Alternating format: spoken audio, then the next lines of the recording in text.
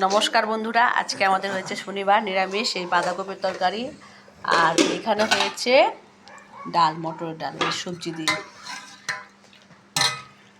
ফুলকপির তরকারি, মটরশুঁটি আছে এর মধ্যে ভেতরে। এই যে এখানে মটরশুঁটি রেখেছি, মটরশুঁটি দিয়ে, আলু দিয়ে, টমেটো দিয়ে। আর এই আলু চোখাটা আজকে যেহেতু নিরামিষ সেই জন্য শনিবার পেঁয়াজ দেবো না। দেখুন পেঁয়াজ ছাড়া কি সুন্দর করে করি। ওটা করবো বলে দিয়েছি কালো জিরে ফোড়ন, আর হচ্ছে একটা কাঁচা লঙ্কাকে কেটে দিয়েছি ছোটো ছোটো করে, কাঁচে দিয়ে একটু টমেটো দিয়ে দেবো। আর দিয়ে দেবো নুন, সর্ষের তেলের মধ্যে দিয়ে দিচ্ছি সব। এগুলো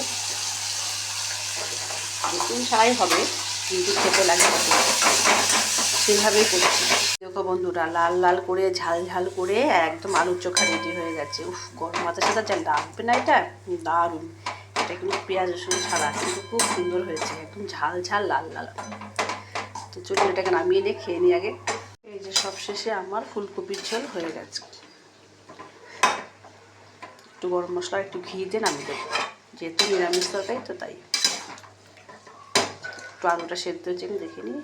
হ্যাঁ, আলু একদম সেদ্ধ হয়ে গেছে, ফুলকপিও সেদ্ধ হয়ে গেছে। বন্ধুরা, সবশেষে আমার ফুলকপির ঝোল হয়ে গেছে। আজকে নিরামিষ, সামান্য রান্না, সামান্য পদ দেখিয়ে দিয়েছি। সবাই ভালো থেকো, সুস্থ থেকো, সবাইকে শুভ দুপুরে অনেক অনেক শুভকামনা জানাই। টাটা।